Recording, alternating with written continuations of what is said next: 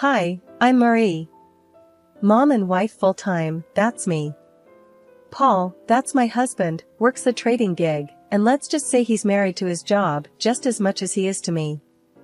Used to scribble down thoughts on books, reading between and beyond the lines, but these days I'm more about reading bedtime stories to our boy, Jack. Life threw some curveballs early on, lost my parents when I still needed them. That was rough. Then along came Paul, with a family in tow. His folks were the real deal, good people, you know. Took me in, no questions. Made me feel like I finally belonged somewhere again. Been with Paul for years now, since those college days when love seemed to be enough to fill any void. We settled into a rhythm, he at work and me taking care of everything else. But man, did that rhythm skip and stumble when Jack came into the picture. Paul changed, or maybe this was always him, just waiting for a reason to surface. He'd come home on a Friday night with a few too many drinks in him, loose-lipped and surly. "You gotta start shedding that weight, Marie," he'd snipe after slipping off his tie. "You barely fit in those jeans anymore." I'd be lying if I said it didn't hurt, but I told myself to brush it off, toughen up, maybe he'd cool down by morning. But mornings just brought hangovers and silence until the next round. The house became this place where I tiptoed, trying not to set Paul off. Jack, little trooper, he could feel it too, sticking close, watching his old man with wide, careful eyes. One particularly rough Friday, Paul came home and made a beeline for the fridge, crack open a cold one.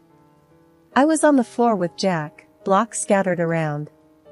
"Another day in paradise, huh?" Paul sneered, leaning against the counter. I forced a smile. Just the usual, you know, chasing after this little tornado. I ruffled Jack's hair, but my heart wasn't in it. Paul tossed his head back, downing half the bottle. "Maybe put some of that energy into a workout routine, eh?" I bit my tongue, counting to 10 in my head. "I'll look into it," was all I managed, shuffling Jack into his pile of toys, anything to escape the cutting edge in Paul's tone.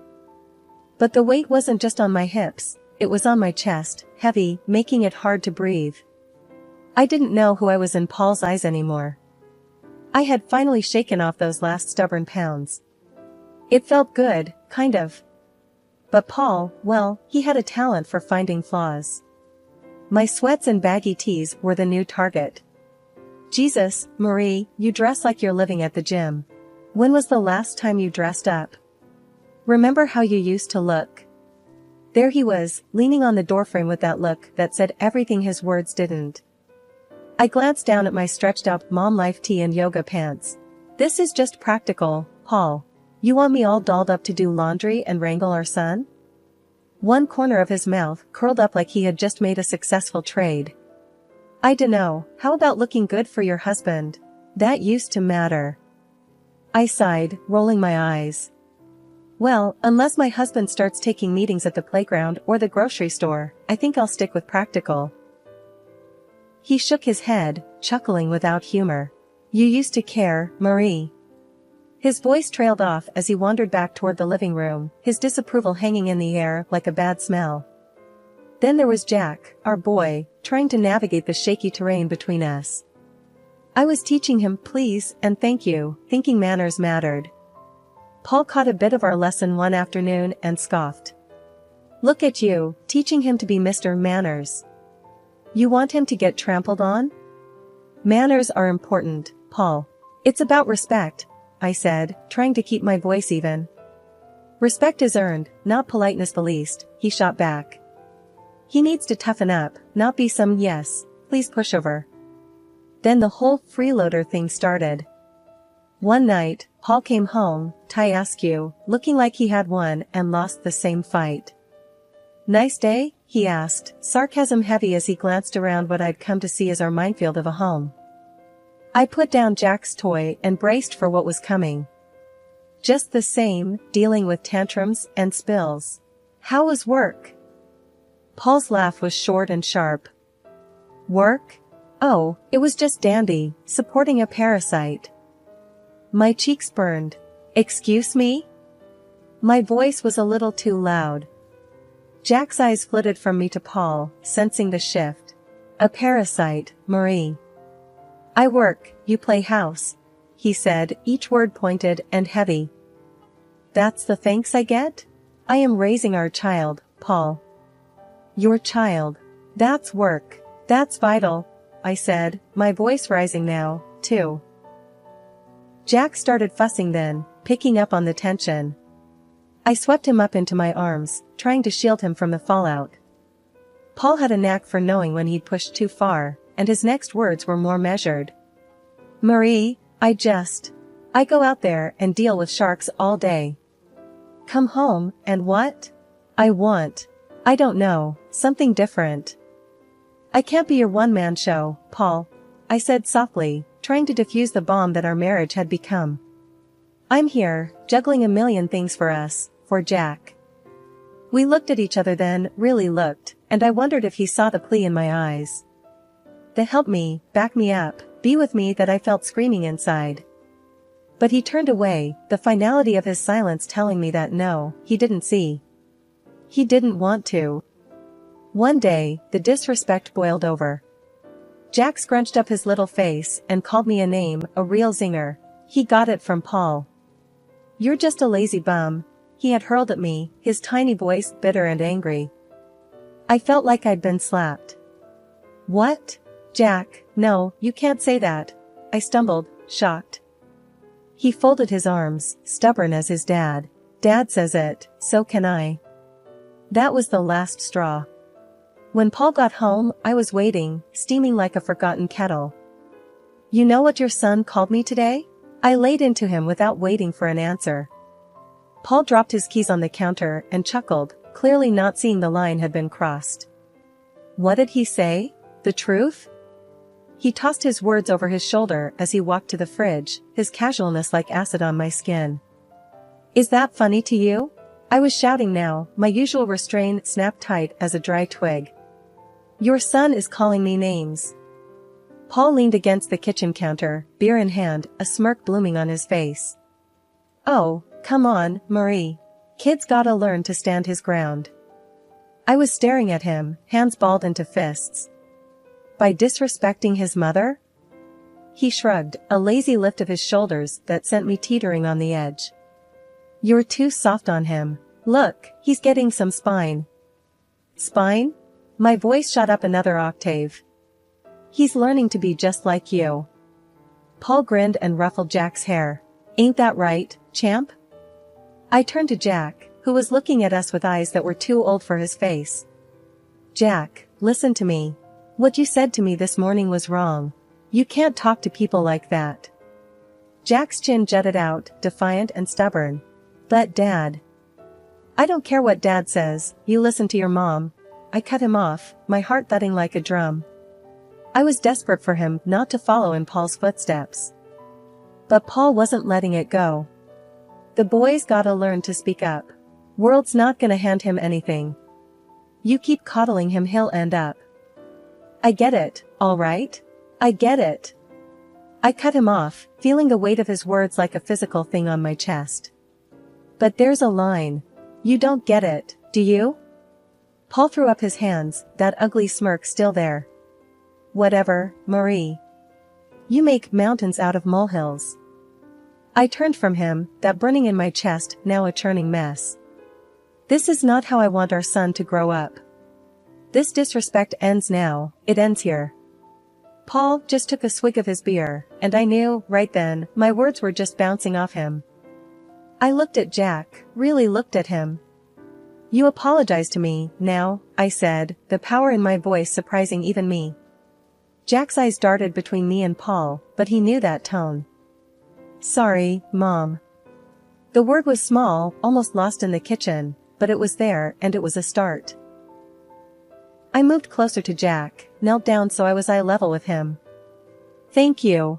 We treat each other with respect in this house, you got it? Paul snorted behind me, but I ignored him. Jack nodded, a hint of my boy peeking through that new sullen shadow he wore. It was a crack in the wall Paul was building around him, a crack, but also a starting point. I stood up, squared my shoulders. We're going to fix this, Jack. No more name calling, no more disrespect. We're better than that. I took Jack's hand, and we left the room, leaving Paul and his smugness behind us. I stood there on the sidewalk, my phone shaking in my hand. It was one of those moments where your gut ties up in knots. There, across the street, Paul was laughing it up with some woman. Blonde, curvy, and looking at my husband like he was the last piece of chocolate in the box. My thumb pressed record before I even decided to. The walk home felt a million miles long. A part of me hoped it was a misunderstanding. But deep down, I knew. Back in our kitchen, I threw my keys on the counter. Paul was sitting there with a beer, like he always did, but today the sight of him made me sick. Without a word, I tossed my phone on the table in front of him, the video playing.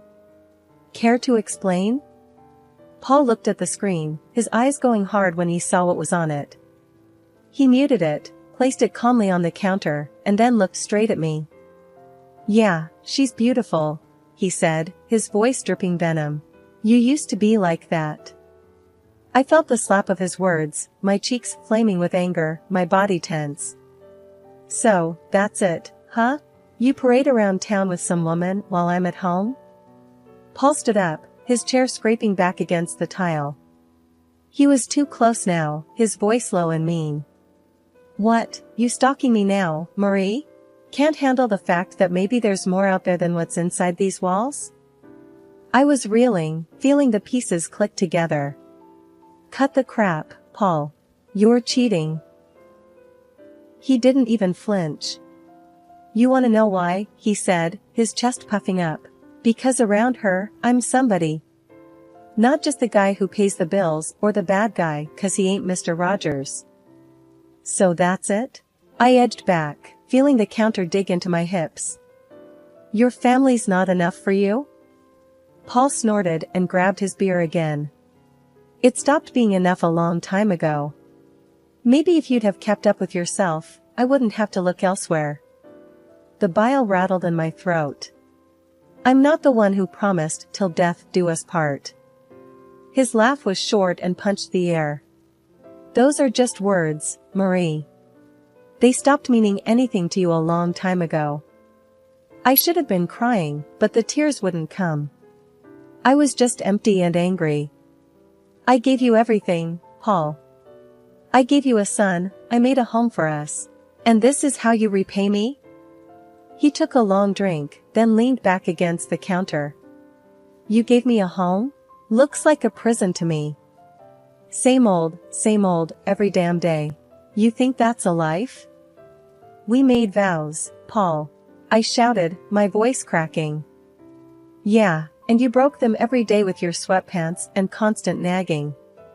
His face twisted into something ugly, something monstrous. That was the last thing he said before I walked out, my heart numb, anger seeping into every corner of my being. I was on edge the whole ride over to Paul's folks' place. It was gonna be nasty, but I had to lay it out for them. They needed to know who their son really was. His mom answered the door, with a happy smile.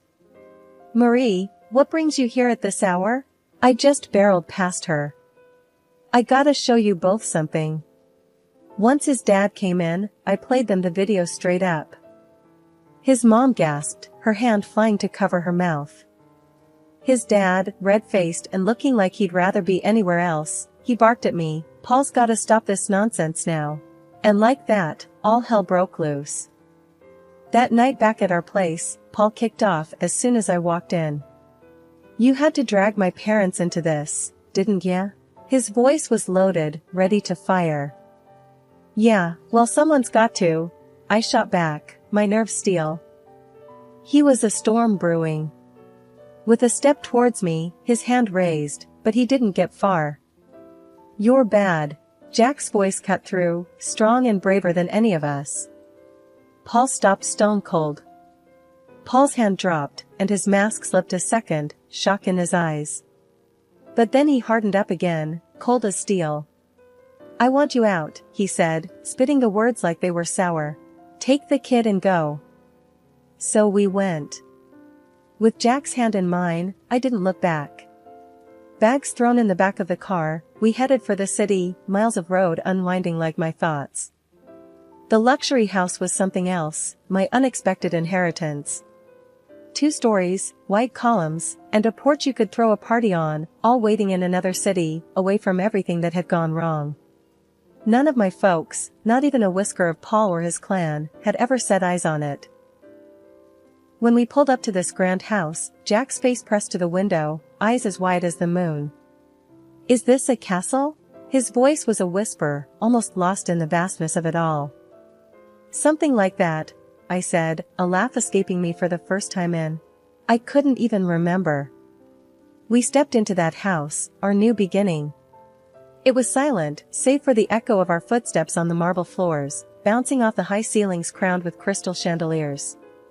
The furniture was swanky, left behind by folks I wish had lasted a lifetime longer. I plopped down on a couch soft as clouds, and finally, Jack's laughter filled the rooms. The sound of it was more luxurious than anything else in this place. We explored room after room, Jack running ahead like he was leading a parade. Each new door opened to a room grander than the last. "I call the biggest one," he declared, claiming a bedroom that overlooked a garden already blooming with the promise of spring. Laying him down to bed that night, the day finally caught up with me. My eyes burned with the tiredness of it all, but looking around at the high ceilings, the gold trimming catching moonlight, I knew we were worlds away from where we started. Sitting there, in the quiet of a room too nice for today's shadows, I whispered into the darkness, "We made it, kiddo." Life in the big house slowly shed the shadows of the past. Jack's giggles filled the halls more than the echoes of old fears. Most days, it felt like we had always been there, just the 2 of us, in our new safe haven. The house, with its silent strength, was keeping the world at bay until the day Paul showed up, uninvited and unwelcome. He was at the door in a storm of anger. I opened it and there he was, looking like trouble had followed him around. "You can't just disappear with my son, Marie." I leaned against the door frame, unfazed. "He's my son too. And I didn't disappear. I moved on." Paul's scowl deepened. He glanced around, taking in the opulence of the place with wide, disbelieving eyes. "How can you afford this? I know you don't make this kind of dough." I had to bite the inside of my cheek to keep from smiling. "Well, turns out I had a little left over each month. Who knew?" He raised an eyebrow, a sly accusation in his gaze. "And I'm struggling to cover rent for that old place by myself. It's damn near impossible now that they jacked up the price." I shook my head. He always was good at playing the martyr. "That's not my problem anymore, Paul. I've been using my own savings to cover the gap in the rent for years. Savings that, thank God, I don't need to bleed dry for that house anymore." The greed in his eyes flared up like wildfire. "What, and you're living here in luxury while I—" "Stop right there," I cut in. "This isn't your concern. This," I motioned to the grand house behind me, "is mine. Mine and Jack's." Paul took a step forward, but I didn't back down. "Look, I came here to fix things. I'm saying I forgive you for all this, sneaking around." His audacity almost knocked the wind out of me, but I had a little surprise that would put the brakes on his charade. From behind the door, I pulled out the divorce papers and slapped them into his chest. "And here's what I'm saying. We're done." He looked as if I'd slapped him with a physical hand, his face twisting through confusion, rage, and then settling on calculating desperation. "You can't do this. What about Jack?" I stood taller, my resolve like iron. "I'm doing it for Jack. He doesn't need this chaos you bring. Sign the papers, Paul. It's over." He glanced from the papers to me, then back again, his posture deflating slightly. "You'll regret this. You can't make it alone." "That's where you're wrong." I smiled, not from humor but from a deep-seated confidence. "I'm already making it. And without you, we're doing more than just fine. We're thriving."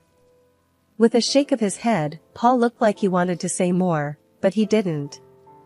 Instead, he turned on his heel and strode away, clutching the papers like they were a snake that could bite.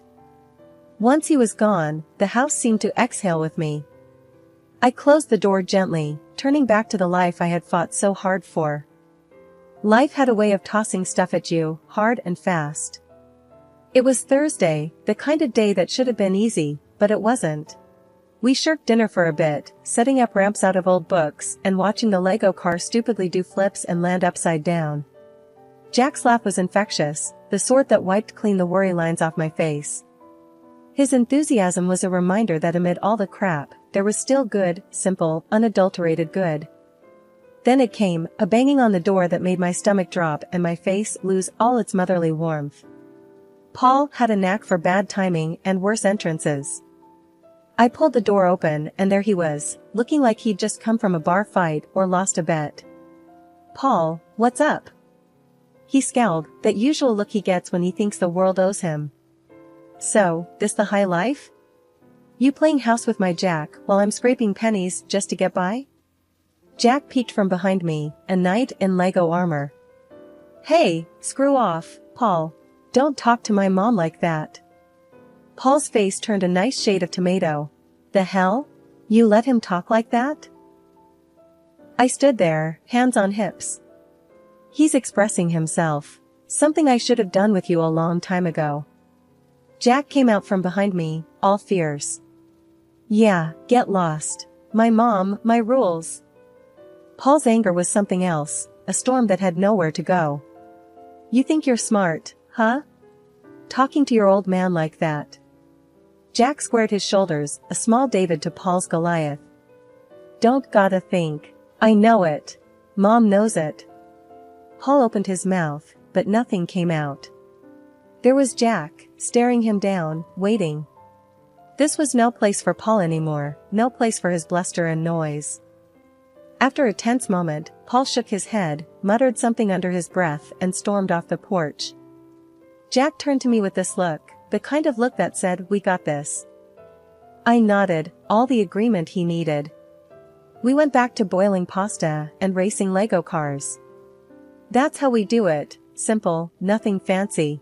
We just keep on. I was gabbing on the phone with Miss Dottie, Paul's mom, who was more my family than is now. "Honey, you just holler if there's anything you need, 'kay?" Her voice was always a warm blanket over the line. "We're all good, Miss Dottie. Really, couldn't be better," I assured her, twisting the cord around my finger. She hummed a pleased note. "Just makes my heart full to hear that. Keep on keeping on, you hear?" Frank, her husband, yelled from somewhere behind her. "Tell her that any time she wants to send over some of that lemon meringue, we won't complain." A genuine laugh burst out of me. "Expect a pie on your doorstep soon, Frank." Exchanging a few more pleasantries, we hung up. I shook my head. If someone had told me last year I'd be mining gold from the wreckage of my married life, I would have laughed in their face. Jack pulled on my sleeve, waving his drawing like a five-star general. "Look, Mom. This is our house." I looked down. His scribbles had heart.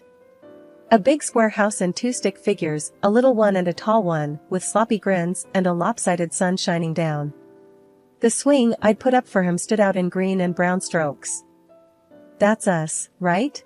A dumb question, really, but it made him nod with pride. "And I'm gonna sell my art, make us rich." There was serious conviction behind his toothy smile. "If you do, you're buying me that fancy coffee I've been eyeing?" I nudged him with a wink. He nodded, his expression all business. "Only the best for my mom." And just like that, the knot in my chest loosened a bit more. Sundays were like that, full of little miracles. The thing was, life had done a real number on us, but it was looking up. Paul got slammed by the door he let hit him on his way out. The fancy house he rented to impress his mistress? Turned out to be a couple of sizes too big for his wallet. Now he was cooped up in a tiny apartment, the kind of place his pride wouldn't have let him consider a year ago. And the mistress? She hightailed it the minute his pockets turned up empty and his promises hollow. But that was a tale for some other time. Right now was about Jack and me, and the park we were marching to, hand in hand. We stepped out, and the door clicked shut, a soft full stop to one chapter before immediately kicking off the next.